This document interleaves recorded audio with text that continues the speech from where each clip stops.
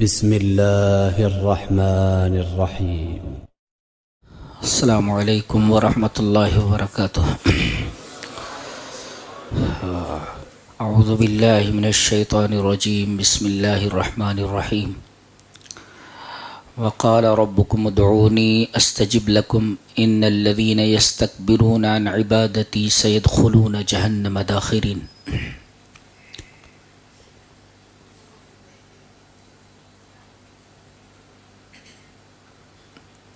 بندوں کے اوپر اللہ تبارک و تعالی نے بہت ساری عبادات فرض کی ہیں.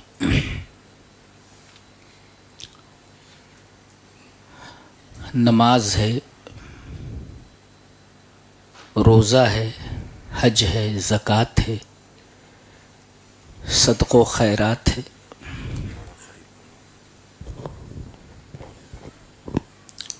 لیکن ان تمام عبادات کی روح اور اس کا جو سول ہے، جانتے ہیں وہ کون سی عبادت ہے؟ اس آیت کریمہ میں اسی عبادت کی طرف اشارہ کیا گیا ہے. وہ عبادت دعا ہے. اس سے بڑی عبادت کوئی نہیں.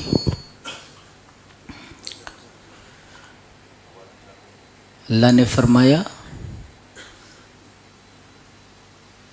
تمہارا رب یہ کہتا ہے وقال ربکم ادعونی استجب لکم، تم مجھ سے دعا کرو میں تمہاری دعا قبول کرتا ہوں. ان الذین یستکبرون عن عبادتی، جو میری عبادت سے تکبر کرتے ہیں. عبادت سے تکبر کرنے کا کیا مطلب ہے؟ تکبر مانے بڑا بننا، یعنی وہ یہ بتانا چاہتا ہے کہ انہ غنی عن اللہ، وہ اللہ سے بے نیاز ہے، اسے اللہ کی ضرورت نہیں ہے. یہ ہے بڑا بننا. کوئی یہ کہتے کہ مجھے اللہ کی ضرورت نہیں ہے، لست محتاجن الیہ، میں اس کا محتاج نہیں، یہ بڑا بننا ہے. تو بڑا کون بنتا ہے؟ جو اللہ کا محتاج اپنے آپ کو ظاہر نہیں کرتا. بالفاظ دیگر وہ آدمی جو دعا نہیں مانگتا، دعا نہیں کرتا، وہ اپنے قول سے اور اپنے عمل سے اور اپنے حال سے بلسان الحال یا بلسان المقال یہ ظاہر کرتا ہے کہ مجھے اللہ کی ضرورت نہیں ہے. انہ غنی عن اللہ، اللہ سے بے نیاز ہے. وَلَسْتُ مُحْتَاجًا إِلَيْهِ، میں اللہ کا محتاج نہیں ہوں. یہ بتانا چاہ رہا ہے. جو دعا نہیں مانگتا وہ یہ ظاہر کرنا چاہتا ہے، بڑا بنتا ہے. اللہ فرما رہا ہے اس کو جو بڑا بن رہا ہے اور بتا رہا ہے کہ مجھے اللہ کی ضرورت نہیں ہے، تو سیدخلون جہنم داخرین، اسے چھوٹا بنا کر جہنم میں داخل کریں گے. بڑا بن رہا تھا نا، تو بڑے کو چھوٹا کر دیا گیا ہے، ذلیل کر دیا گیا ہے.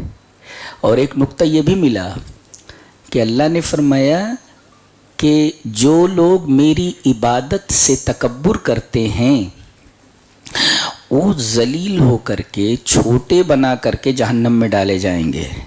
گویا دعا نہ مانگنا یہ جہنم میں جانے کا سبب ہے. بات یہ معلوم ہوئی. اور یہاں کہا گیا کہ مجھ سے دعا کرو، پھر کہا جا رہا ہے ان الذین یستکبرون عن عبادتی، جو لوگ میری عبادت سے تکبر کرتے. اس کا مطلب دعا عین عبادت ہے. اور اس کی تفسیر نبی کریم صلی اللہ علیہ وسلم نے خود فرمائی ہے. وعن النعمان ابن بشیر رضی اللہ تعالی عنہ قال النبی صلی اللہ علیہ وسلم الدعاء هو العبادہ، دعا ہی عبادت ہے. یہ دیکھیں آپ، دعا ہی عبادت ہے. اگر آدمی اللہ سے دعا نہیں مانگتا تو سمجھو عبادت ہی نہیں کرتا ہے. ایک بہت پیارا واقعہ آپ کے سامنے اور ہماری ماؤں بہنوں کے سامنے، بالکل سانس روک کر سنیے ایک دم. فرعون کی بیوی ہیں آسیہ بنت مزاحم، محلوں میں رہنے والی رانی، بہت پاورفل لیڈی. جانتے ہیں جب یہ ایمان لائیں تو فرعون ان سے بہت زیادہ ناراض ہوا اور کہا کہ اپنے ایمان کو ترک کر دے ورنہ بہت بری سزا دوں گا. بعض مفسرین نے لکھا ہے کہ سزا اس طرح دی اس نے، عورت ویسے بھی نازک ہوتی ہے، ان کو دھوپ میں لٹا کر کے ان کے ہاتھوں میں کیل ٹھونک دی گئی اور پیروں میں کیل ٹھونک دی گئی. جانتے ہیں اس وقت انہوں نے کیا کہا؟ اللہ نے سورہ تحریم کے آخر میں ان کی وہ بات جو اللہ سے ہوئی ہے وہ بات نقل فرمائی ہے. خود رب نے فرمایا اذ قالت رب ابن لی عندک بیتا فی الجنت ونجنی من فرعون وعملہ ونجنی من القوم الظالمین. دعا کر رہی ہوں اذ قالت رب ابن لی عندک. دعا دیکھ، خاموش ہو کر ایک دم بیٹھیے، ایک دم ہلیے بھی نہیں، دعا کی تشریح کر رہا ہوں.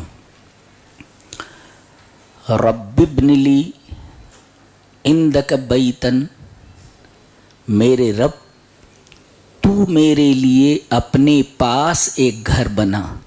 یہ دیکھیں دعا ہے. تو یہاں کسی عبادت کا اللہ نے ذکر نہیں کیا. دیکھیے وہ نماز بھی پڑھتی ہوں گی، روزہ بھی رکھتی ہوں، صدقہ و خیرات بھی کرتی ہیں، تمام عبادتوں کو انجام دیتی تھیں، لیکن پورے بیان میں آپ دیکھ لیجئے ان کی کسی عبادت کا ذکر نہیں ہے سوائے دعا کے. جی یہ دعا خالی ہے. نماز کا ذکر نہیں کیا گیا، صدقے کا ذکر نہیں کیا گیا، روزے کا ذکر نہیں کیا گیا. اللہ تبارک و تعالی نے اس لیڈی کی صرف ایک عبادت کو ذکر کیا ہے، وہ دعا ہے. اذ قالت رب ابن لی عندک بیتن، اے میرے رب تو بنا میرے لیے ایک گھر.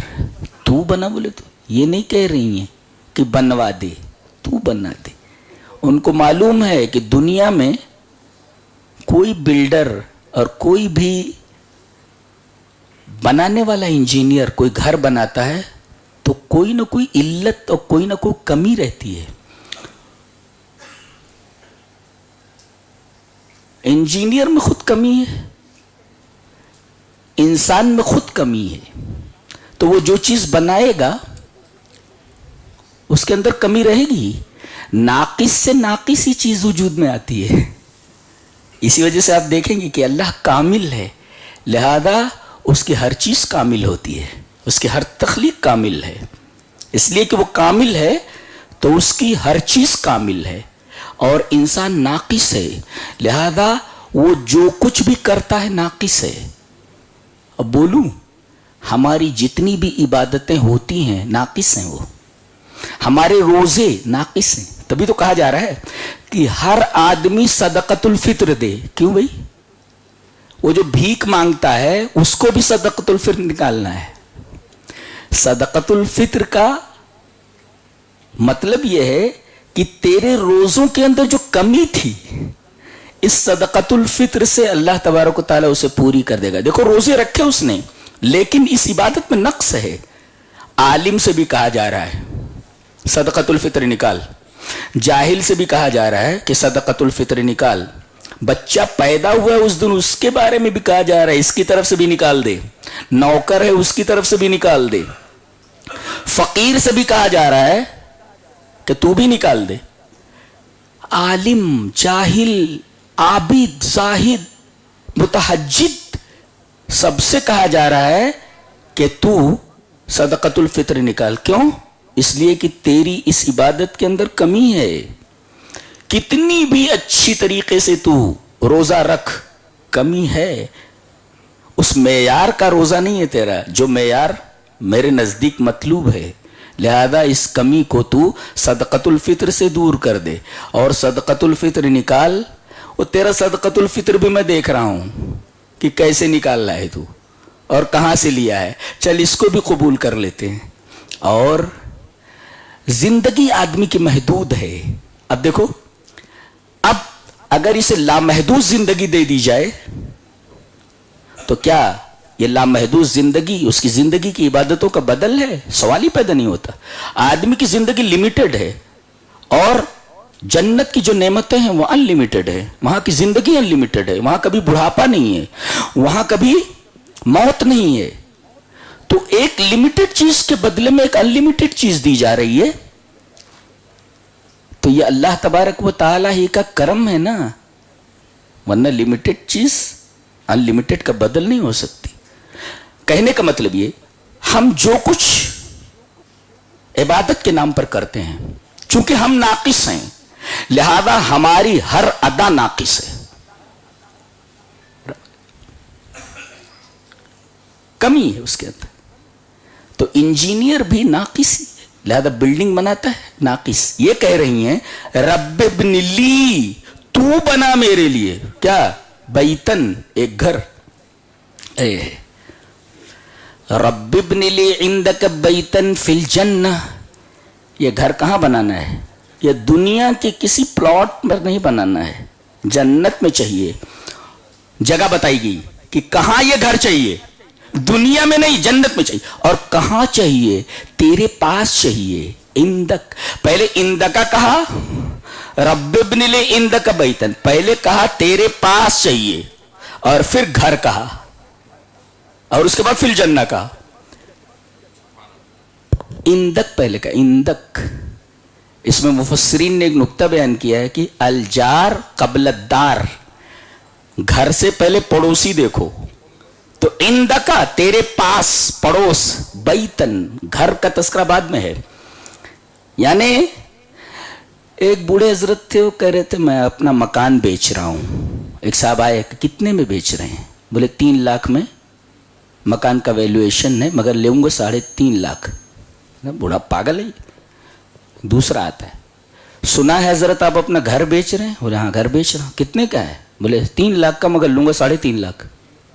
دماغ خراب. ایک بہت ہوشیار آدمی ہوتا ہے، وہ آتا ہے کہتا ہے حضرت سنا ہے آپ اپنا گھر بیچ رہے ہیں؟ بولے ہاں بیچ رہا ہوں. کہا کہ کتنے میں بیچ رہے ہیں؟ بولے گھر کا ویلیویشن تو 3 لاکھ ہے، مگر لوں گا 3.5 لاکھ. کہا کہ ڈن، یہ رہا 3.5 لاکھ. لیکن یہ بتائیے کہ آپ گھر کا ویلیویشن 3 لاکھ ہے مگر آپ 3.5 لاکھ کیوں لے رہے ہیں؟ بولے ہمارا پڑوسی بہت اچھا ہے، 50,000 اس کے لیے لے رہا ہوں میں. جی جی. تو الجار قبل الدار، تو گھر سے پہلے پڑوسی دیکھو، اس لیے کہ پڑوسی کبھی کبھی آدمی کی سوسائٹی کے لیے، مجتمع کے لیے اور خود انسان کے دین کے لیے مضر ثابت ہوتے، تباہ کن ہوتے. ہاں، بعض پڑوسیوں کی وجہ سے آدمی کا دین متاثر ہو جاتا ہے. جی بولوں، ممکن ہے آج تاقرات میں لیلۃ القدر ہو. نبی کریم صلی اللہ علیہ وسلم نے 5 تاقراتیں تلاش کرنے کے لیے کہا، لیکن آپ کو بتا دیا گیا تھا کہ ایگزیکٹ کون سی رات ہے، یہ بتا دیا گیا تھا آپ کو. اور آپ وہی بتانے کے لیے نکلے تھے، جبرائیل کے ذریعے آپ کو بتا دیا گیا کہ ایگزیکٹ 5 تاقراتوں میں سے یہ آخری عشرے میں جو 5 تاقراتیں ہیں، ان میں کون سی رات میں ایگزیکٹ لیلۃ القدر ہے، وہ لیلۃ القدر وہ بتانے کے لیے نکلے تھے. دیکھا کہ 2 مسلمان جھگڑا کر رہے ہیں، بس آپ کے ذہن سے لیلۃ القدر کی تعین اٹھا لی گئی. اب آپ پریشان ہیں، کیا بولوں میں، کون سی رات بولوں میں؟ آپ کے ذہن سے لیلۃ القدر کی تعین نکال دی گئی. اب دیکھیے، ایک رات جاگ لیتے تھے، بڑی آسانی تھی، لیکن 2 آدمیوں کے جھگڑے کی وجہ سے اس کا اثر دین کے اوپر پڑا کہ نبی کریم صلی اللہ علیہ وسلم کے ذہن سے لیلۃ القدر کی تعین نکال دی گئی. دیکھ رہے ہیں آپ؟ تو پڑوسی اگر خراب ہے، نیک نہیں ہے، تو پھر آپ کے دین کے لیے مضر ثابت ہو سکتے ہیں. آپ نے سورہ کہف کی تفسیر سنی ہوگی. سورہ کہف میں ہے کہ حضرت خضر نے ایک بچے کی گردن مروڑ دی تھی، مار دیا تھا اس کو. جانتے ہیں کیوں؟ اس کی وجہ حضرت خضر نے بتائی کہ اس کے ماں باپ مومن ہیں. فَكَانَ أَبَوَاهُ مُؤْمِنَيْنِ، اس کے ماں باپ مومن ہیں. فَخَشِينَ أَن يُرْهِقَهُمَا طُغْيَانًا وَكُفْرًا، کہیں ایسا نہ ہو، ڈر ہے کہ یہ اپنے ماں باپ کے ایمان و عمل کے لیے خطرہ نہ بن جائے. देखिए बेटा ये सबसे बड़ा पड़ोसी होता है, ये तो सबसे ज्यादा करीब होता है। ये अगर खतरा बन जाए ईमान के लिए तो हजरत खज़िर ने कहा कि ईमान के लिए बच्चे को कुर्बान किया जा सकता है लेकिन ईमान नहीं जी। ये इतनी कीमती शय है ईमान जो हमें फ्री में मिल गई है। अब दुआ कर रही हैं, रब्बिब्नि ली इंदक बैतन फिल जन्नह। तो पहले कहा तेरा पड़ोस चाहिए मुझे अपने पास, ये देखिए, और तू बना, इसलिए कि जब तू बनाएगा तो बिल्डिंग में नक्श नहीं होगा। तो एक तो पास, और फिर प्लॉट कहां है वो जहां बनाना है, बोले फिल जन्नह, जन्नत में। एक मुफस्सिर ने लिखा है कि रअन नबी सल्लल्लाहु अलैहि वसल्लम बैतहा इंदमा दखल अल जन्नह। मेराज में आपको जब जन्नत दिखाई गई तो आपने हजरत आसिया का वो महल देखा है जिसके बारे में उन्होंने दुआ की थी कि अल्लाह वो महल बना देना, मेरे लिए घर बना देना। बाज़ मुफस्सिरीन ने लिखा है जी, रान अल्फाज पढ़ रहा हूँ ना, रान नबी सल्लल्लाहु अलैहि वसल्लम बैतहा इंदमा दखल अल जन्नह। मेराज में आप जन्नत में दाखिल हुए तो आपको बताया गया कि आसिया बिन्त मुज़ाहिम का मकान ये है, अल्लाह तबारक व तआला ने बनाया है ये। अब उसकी कैफियत नबी नहीं बता पा रहे हैं कि कितनी जानदार, कितनी शानदार बिल्डिंग है वो, कितना शानदार मकान है वो। देखिए आबिदा हैं, जाहिदा हैं, साइमा हैं, कानिता हैं, सब हैं, मगर न तो उनकी नमाज का जिक्र किया गया और न उनके रोज़ों का जिक्र किया गया और न उनके सदक़ो खैरात का जिक्र किया गया। सिर्फ और सिर्फ एक ही इबादत का जिक्र किया गया, वह है दुआ। इज़ क़ालत रब्बिब्नि ली इंदक बैतन फिल जन्नति वनज्जिनी मिन फ़िरऔन व अमलिही वनज्जिनी मिनल क़ौमिज़ ज़ालिमीन। सिर्फ और सिर्फ दुआ है। पता ये चला कि तमाम इबादत में सबसे अहम इबादत दुआ है। अल्लाह को दुआ बहुत महबूब है। बंदा जब दुआ करता है तो अगर काफिर भी हो उसकी दुआ कबूल कर लेता है। अल्लाह दुआ को इतना पसंद करता है, काफिर भी करे तो दुआ कबूल कर लेता है। दलील दूं, हुवल्लज़ी युसय्यिरुकुम फिल बर्रि वल बहर हत्ता इज़ा कुंतुम फिल फुल्कि व जरयना बिहिम बिरिहिन तय्यिबतिन व फरिहू बिहा जाअतहा रिहुन आसिफुन व जाअहुमुल मौजु मिन कुल्लि मकानिन व ज़न्नु अन्नहुम उहीत बिहिम दाउल्लाह मुखलिसीन लहुद्दीन लइन अंजयतना मिन हाज़िहि लनकूनन्न मिनश शाकिरीन फलम्मा अंजाहुम मिनल बर्रि इज़ा हुम यबगून फिल अर्दि बिगैरिल हक़ फलम्मा अंजाहुम इज़ा हुम यबगून फिल अर्द। कश्ती में चल रहे हैं, मुवाफिक हवा चल रही है, कश्ती में लोग बैठे हुए हैं, सब काफिर हैं। अचानक हवा का रुख बदल जाता है, हवाएं तेजी से चलने लगती है, कश्ती डामाडोल होने लगती है। अब डूबी तब डूब। वज़न्नु अन्नहुम उहीत बिहिम, उन्हें यकीन हो जाता है, या ज़न बमन यकीन है, उन्हें गुमान हो जाता है, यकीन हो जाता है कि अब मर गए, अब घेर लिए गए। और ये फितरत है आदमी की।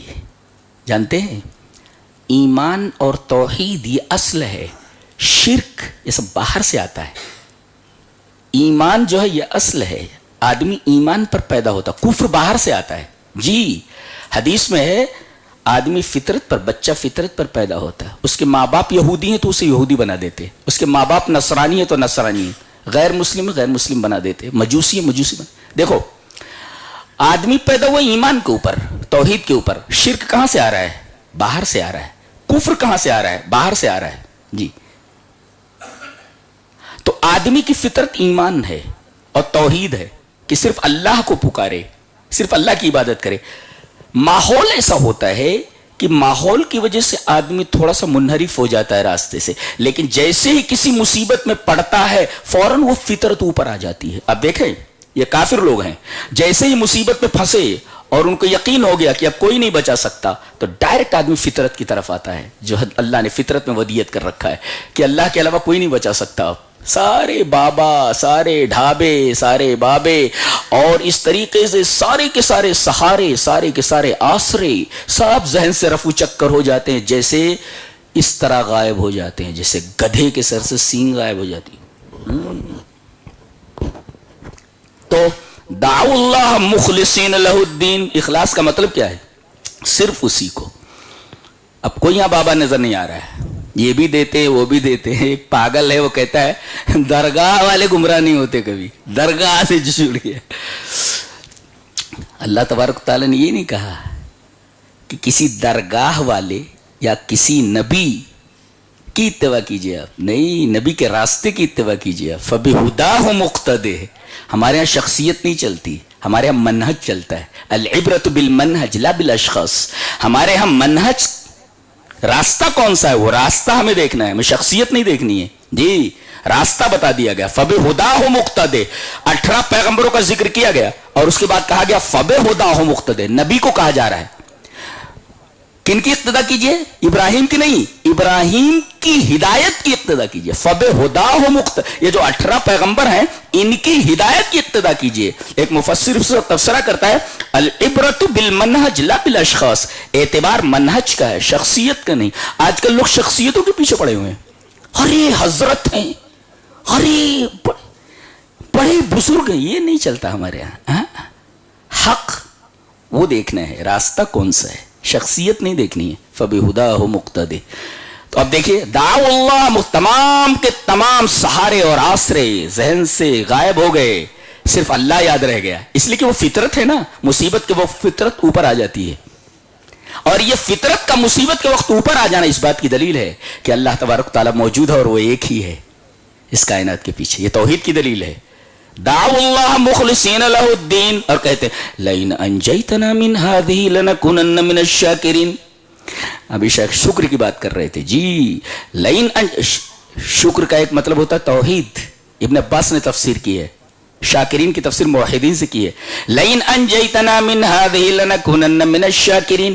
اگر تو ہمیں اس مصیبت سے بچا دے، کوئی بچانے والا نہیں ہے، وہ کہہ رہے ہیں تو بچا دے. لئن انجیتنا، ہم سب کو تو بچا دے تو لنکونن من الشاکرین، تو ہم تیرے موحد بندے بن جائیں گے.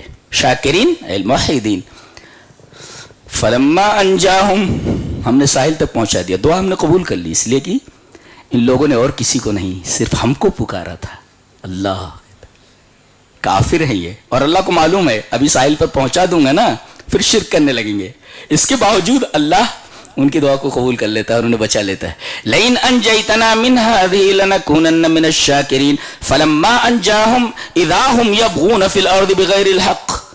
یہ جیسے ساحل پر پہنچتے ہیں پھر وہی رفتار بے ڈھنگی جو پہلے تھی وہ اب بھی ہے، اسی راستے پر پھر آ جاتے ہیں. اللہ کو معلوم ہے ساحل پر پہنچا دوں گا پھر یہ اپنی روش پر آ جائیں گے، لیکن یہ جاننے کے باوجود بھی ان کی دعا کو اس وقت سنتا ہے اور قبول کرتا ہے اور ان کی جان بچا لیتا ہے. دیکھیے کافر کی دعا کو سنتا ہے. جی یہ دعا کا پاور ہے، بہت طاقتور چیز ہے دعا. ہاتھ اٹھ جائیں اور آنسو گر جائے رب کی بارگاہ میں، بس اس کی رحمت جوش میں آ جاتی ہے. کہتا لاؤ بالی، آئی ڈونٹ کیئر نہیں کرتا. چل معاف کر دیا ہم نے، کتنا بھی بڑا گنہگار ہے، لاؤ بالی، میں پرواہ نہیں کرتا. مجھ سے کون پوچھے گا؟ رب سے کون سوال کرنے والا ہے؟ کس کی مجال؟ غلام آقا سے سوال کر سکے؟ نوکر مالک سے سوال جواب کر سکے؟ رب کائنات سے کوئی سوال کر سکے گا؟ سب کو معاف کر دے، کون پوچھنے والا اس سے؟ لا يسأل عما يفعل وهم يسألون. جی تو وقال ربكم ادعوني استجب لكم. اچھا ایک نکتہ اور کہ دعا کی قبولیت کا ایک وقت ہوتا ہے. قبول تو ہر وقت کرتا ہے، لیکن کچھ خاص اوقات ایسے ہوتے ہیں کہ جلدی سے دعا قبول ہو جاتی ہے اور دعا کی قبولیت کا یقین ہو جاتا ہے. جانتے ہیں کب کب؟ زمانہ رمضان، حالت سجدہ، حالت سجدہ، وقت رمضان. دیکھیے رمضان کے فضائل و مسائل کا بیان ہے. یا ایھا الذین آمنوا کتب علیکم الصیام، بیچ میں دعا ہے. آپ دیکھیے کھول کر کے، ٹاپک ہے رمضان کے فضائل اور مسائل، بیچ میں دعا آ گئی ہے. وَإِذَا سَأَلَكَ عِبَادِي عَنِّي فَإِنِّي قَرِيبٌ أُجِيبُ دَعْوَةَ الدَّاعِ إِذَا دَعَانِ. میرے حبیب جب میرے بندے میرے بارے میں تجھ سے پوچھیں تو کہہ دینا میں قریب ہوں. بس قریب ہوں. کس کے؟ یہ بھی نہیں کہا کہ تجھ سے قریب ہوں، میں اپنے بندوں سے. قریب کہہ کر کے معاملہ چھوڑ دیا گیا. یعنی میں تیرے قریب ہوں، میں تیری دعا کے قریب ہوں، میں تیرے آنسوؤں کے قریب ہوں، میں تیری سسکیوں کے قریب ہوں. میں سنتا ہوں. یہ نہیں کہا گیا کہ میں کس چیز کے قریب ہوں، چھوڑ دیا گیا. میں تیری ذات سے قریب ہوں، میں تیری دعا کے قریب ہوں، میں تیری آنکھوں کے سسکیوں کے، تیرے آنسوؤں کے قریب ہوں. کیا ہمارا رب ہے! یہ رب ہے ہمارا جو ہم سے اتنا قریب ہے. اب جب اتنا قریب ہو تو پھر وسیلے کی کیا ضرورت ہے؟ اب دعا جب عبادت ہے تو عبادت میں وسیلہ تھوڑی ہوتا ہے. پوری نماز آپ دیکھ لیجئے، عبادت ہے، کسی کا وسیلہ ہے بیچ میں؟ پوری نماز میں آپ بتا دیجئے یہ عبادت ہے مگر کسی کا وسیلہ نہیں ہے بیچ میں. اتنی بڑی عبادت میں وسیلہ نہیں ہے. اور جب دعا عبادت ہے بلکہ عبادت کی روح ہے تو دعا میں اگر کوئی وسیلہ لیتا ہے، کسی کا طفیل لیتا ہے، دعا کہاں قبول ہوگی؟ سوال ہی اخلاص ختم ہو گیا نا. کافر بھی کسی کا وسیلہ نہیں لیتا جب دعا کرتا ہے. تو کچھ لوگ ہیں جو اتنے بدبخت ہیں جو مصیبت کے وقت بھی دعا کرتے ہیں تو کسی کا طفیل لیتے ہیں. اخلاص کہاں رہ گیا؟ تو دعا کیسے قبول ہوگی؟ دعوا اللہ مخلصین لہ الدین. اب یہ کہا گیا کہ میں قریب ہوں. اب جب قریب ہوں، بہت قریب ہوں، تیری دعا کے قریب، تیری ذات سے قریب، تیری آنسوؤں سے قریب، تیری سسکیوں سے قریب، تیری پریشانیوں سے قریب، تیرے لفظوں سے قریب، ہر چیز کے قریب ہوں. اجیب دعوت الداع، میں دعا کرنے والے کی دعا کو قبول کرتا ہوں. کون سی دعا؟ چھوٹی کی بڑی، حجم نہیں بتایا گیا جی. چھوٹی بھی مانگ، بڑی بھی مانگ. کون سی دعا مانگتا ہے؟ حجم نہیں ہم نے بتایا. دعا ہے. میں قریب ہوں، کس کے قریب ہوں؟ چھوڑ دیا گیا سب چیزوں کا. اور کون سی دعا؟ چھوٹی کی بڑی ہے، کوئی قید نہیں ہے. کہو کتنی بڑی دعا مانگنا ہے وہ مانگ، اور کس نوعیت کی دعا مانگنی ہے وہ بھی مانگ. کیا چاہیے وہ بھی مانگ لے. بڑی اور چھوٹی بھی مت دیکھ، اور یہ بھی مت دیکھ یہ مانگوں گا تو نہیں ملے گا. ہمارے خزائن ہیں، ہمارے خزائن ہیں، خزینہ نہیں، خزانے. اور دیتے رہے ہم تو اس کے اندر ذرہ برابر کوئی کمی ہونے والی نہیں ہے. تو وَإِذَا سَأَلَكَ عِبَادِي عَنِّي فَإِنِّي قَرِيبٌ أُجِيبُ دَعْوَةَ الدَّاعِ إِذَا دَعَانِ. میں دعا کرنے والے کی دعا کو قبول کرتا ہوں. اور دعا کرنے کا زمانہ سب سے بہترین، قبولیت کا سب سے بہترین زمانہ رمضان ہے. تو دعا کریں. اچھا، سب سے بہترین حالت کون سی ہے دعا کی کہ جلدی قبول ہو جائے؟ وَاسْجُدْ وَاقْتَرِبْ، سجدہ کرو اور قریب ہو جائے. یہ سورہ اقرا کی آیت ہے، آخری ہے ٹکڑا ہے. وَاسْجُدْ وَاقْتَرِبْ، سجدہ کر اور رب سے قریب ہو جا. اب آدمی جب رب کے قریب ہو جاتا ہے، رب کے قریب ہو جانے کے بعد جب اسے پکارتا ہے تو دوسری حالتوں کے بالمقابل اس حالت کی دعا کو اللہ تبارک و تعالیٰ زیادہ قبول کرتا ہے. جی، بندہ جب سجدے میں کوئی چیز مانگتا ہے تو اللہ تبارک و تعالیٰ کے چونکہ بہت قریب ہوتا ہے بندہ سجدے میں. ارے قیام میں ہے تو تھوڑا دور ہے، رکوع میں گیا اب بھی دور ہے، لیکن سجدے میں گر گیا اب کیا ہے؟ اب آگے کہاں جائے گا وہ؟ عاجزی کی انتہا ہے، انکساری کی انتہا ہے، تواضع کی انتہا ہے. اب رب کہتا ہے کہ تو نے عاجزی کی انتہا کر دی ہے تو ہم عطا کی انتہا کیے دیتے ہیں. مانگ، کیا مانگتا ہے دے دیا جاتا ہے. اللہ تو مانگو، اپنے گناہوں کو نہ دیکھو، اللہ تبارک و تعالیٰ کی رحمت کو دیکھو. ویسے کہہ دیا اس نے لا تقنطوا من رحمت اللہ. کتنا بھی گناہ کر کے آئے ہو ہماری رحمت سے مایوس ہونے کی ضرورت نہیں، معاف کر دیتے ہیں. یہ ہمارا رحم ہے، ہماری رحمت ہے. یہ میرا خیال ہے کہ ہمارے رب کو کسی نے سمجھا نہیں قاعدے سے. اور یہ جو غیر کی طرف متوجہ ہوتا ہے آدمی، یہ رب کو نہ سمجھنے کی وجہ سے. اسی وجہ سے کہا گیا کہ غیر اللہ کو جو پکارتا ہے اس کا اصلی سبب ما قدر اللہ حق قدری. انہوں نے اللہ کی قدر ہی نہیں جانی اللہ کیا ہے. اور قرآن حکیم بتاتا ہے کہ اللہ کیا ہے. یہ تمام صفات کو سامنے رکھو تو معلوم ہوتا ہے اللہ کیا ہے. جی، یہ صفات کو قرآن کو نہ، اسی وجہ سے شیطان اس کتاب سے دور رکھتا ہے. جی، اسی وجہ سے کہا جاتا ہے فَإِذَا قَرَأْتَ الْقُرْآنَ فَاسْتَعِذْ بِاللَّهِ مِنَ الشَّيْطَانِ الرَّجِيمِ.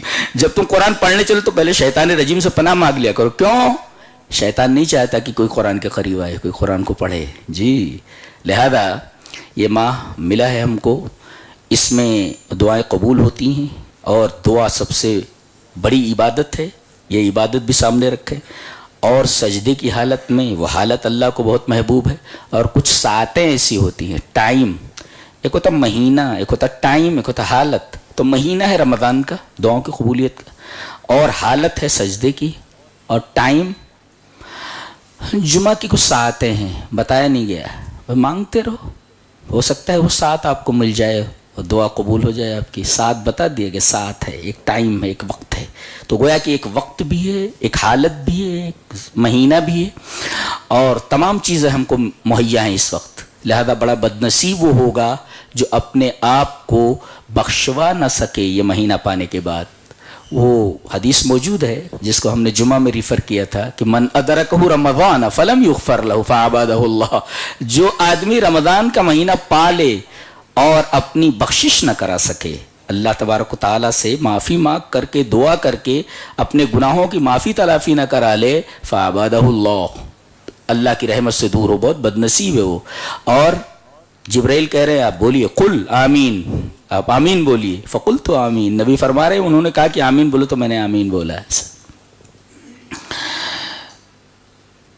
تو آپ نے حضرت آسیہ بنت مزاحم کے واقعے سے، ان کی دعا سے کیا معلوم کیا ہے کہ اللہ تبارک و تعالی نے ان کے کسی بھی عمل کا، کسی بھی عبادت کا ذکر نہیں فرمایا، خصوصاً ایسے موقع پر ان کی دعا کا ذکر فرمایا، یہ بتانے کے لیے کہ دعا روح عبادت ہے، عبادت کی روح ہے، بلکہ یوں کہہ سکتے ہو کہ دعا ہی عبادت ہے. تو دعا کو لازم پکڑیں، اور دعا سے سارے مسائل حل ہوتے ہیں، کوئی بھی پریشانی ہو. حضرت موسیٰ سے زیادہ پریشان کون ہو سکتا ہے؟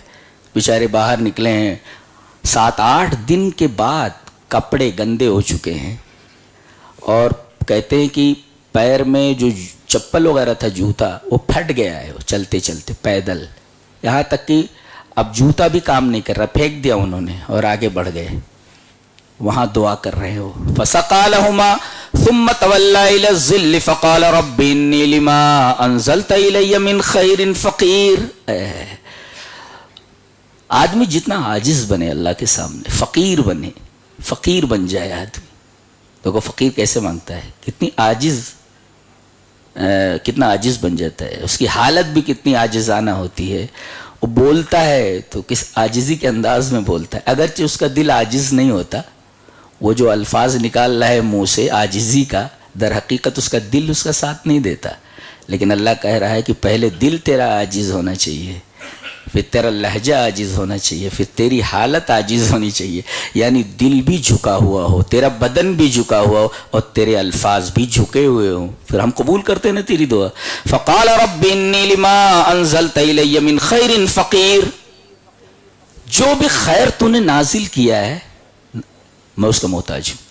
ایک مفسر کہتا ہے الخیرات کلھا تنزل من السماء.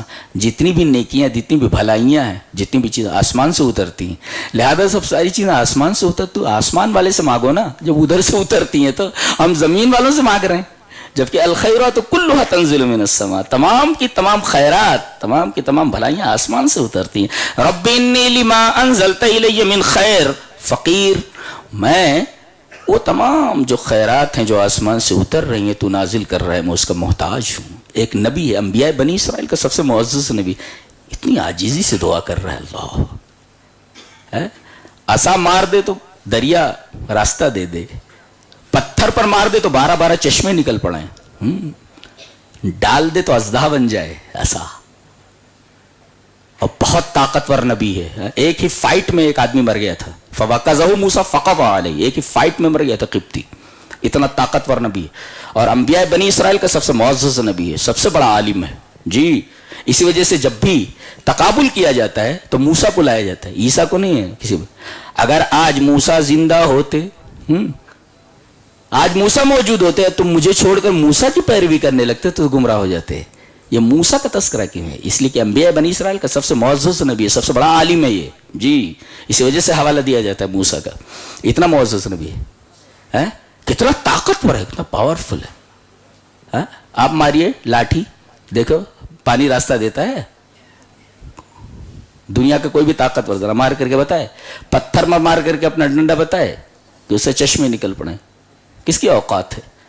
اتنا معزز نبی ہے، پھر بھی اللہ کے حضور کتنا عاجز ہے. حیرت ہوتی ہے دیکھ کر کے، نہیں حیرت ہوتی ہے. قال رب انی لما انزلت الی من خیر فقیر. میں محتاج ہوں تیری خیرات کا جو آسمان سے اترتی. اور اس کے بعد فے ہے، فے تعقیب کے لیے آتا ہے. دعا فوراً قبول ہوئی. فجاءت احداهما تمشي على استحياء, بیوی بھی مل گئی اور نوکری بھی مل گئی, دونوں چیزیں مل گئی جی.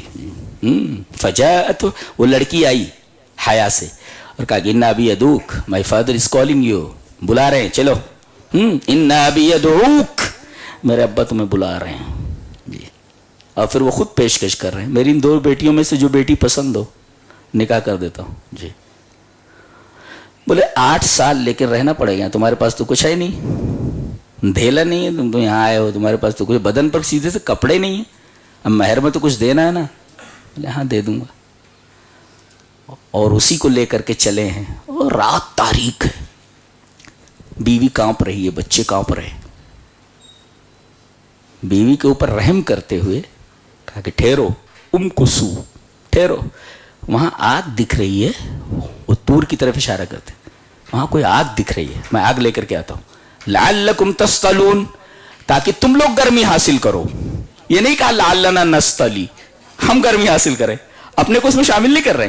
اس کا مطلب یہ ہوتا ہے کہ شوہر کو چاہیے خود تکلیف میں رہے مگر بیوی کو تکلیف نہ ہونے دے, بچے کو تکلیف نہ ہونے دے. وہ لعلنا نستلی نہیں کرے, آگ لے کر آتا ہوں اس لیے نہیں کہ ہم لوگ تاپیں گے, بلکہ وہ کہتے تاکہ تم لوگ تاپو. گویا کہ شوہر کو اپنے سے زیادہ بیوی اور بچوں کی فکر ہونی چاہیے. قرآن حکیم کی تعلیم ہے جی. اب جاتے ہیں اس طرف, یہ وہی بیوی ہے جس کے بارے میں کہہ رہے ٹھہر آگ لاتا ہوں, جس کے لیے ان کو تقریباً 10 سال تک برتن مانجنے پڑے ہیں. یہ وہی بیوی ہے جی. 8 حجج, 8 سال تک. فَإِنْ أَتْمَمْتَ عَشْرًا فَمِنْ عِنْدِكَ, اگر 10 سال پوری کر دو تو تمہاری طرف سے ہے. ہاں برتن مانجے انہوں نے, تو کام کیا سب, اور بکریاں چرائیں, کیا کیا نہیں کیا باہر میں. تو بعض بیویاں ہوتی ہیں اتنی عظیم ہوتی ہیں کہ ان کے لیے 8-10 سال برتن بھی مانجنا ناکافی ہوتا ہے. تو ایسی لڑکیاں تلاش کرو, قرآن حکیم بولتا ہے گھر اچھا ہو جاتا ہے. کیسی لڑکیاں ہیں آج کل کی, عجیب و غریب ہیں سب. نہیں ایسی لڑکی ملنا جس کے لیے 8-10 سال تک برتن بھی مانجنے پڑے تو کوئی حرج کی بات نہیں. ایسی لڑکی تلاش کرو ہیں, اور ایسی لڑکی مل جائے تو جوڑے گھوڑے کو لات مارو, جبکہ گھوڑا لات مارتا ہے مگر تم گھوڑے کو لات مار دو, گھوڑے کو لات مار دو, جوڑے گھوڑے کو لات مار دو. ایسی لڑکی مل جائے جو موسیٰ علیہ السلام جیسی بیوی سے. اللہ اکبر. خلاصہ کیا نکلا؟ اچھی رات ہے, دعا کرو. اس دعا کے بارے میں پوچھا تھا جیسے رات کو پاؤں تو کیا بولوں, حضرت عائشہ نے, آپ نے فرمایا تھا یہ دعا پڑھتی رہے, اللہم انکا عفو تحب العفو فاعف عنی, میرے رب تو گناہوں کو مٹا دینے والا ہے اور تو عفو کو پسند, معافی کو پسند کرتا ہے, تو تجھے معاف کرتے.